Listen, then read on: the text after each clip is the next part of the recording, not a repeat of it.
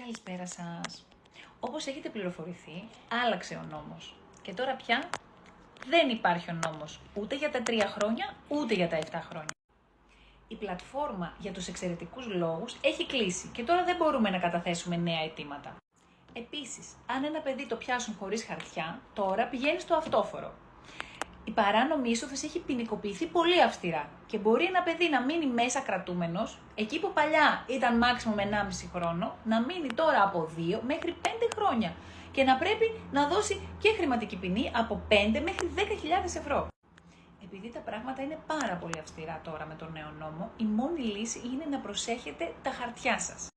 Αν έχεις μπλοκ για 5 χρόνια, αν έχεις κάνει εξαιρετικούς 7 ετία και έχει απορριφθεί, αν για κάποιο λόγο τα χαρτιά σου έχουν πρόβλημα, πρέπει οπωσδήποτε να κάνουμε δικαστήριο. Μόνο το δικαστήριο είναι η λύση στο να διορθώσει τα λάθη της αποκεντρωμένης. Δεν αφήνουμε τίποτα στη τύχη τους, ειδικά για κάτι τόσο σοβαρό, όπως είναι τα χαρτιά και η ελευθερία.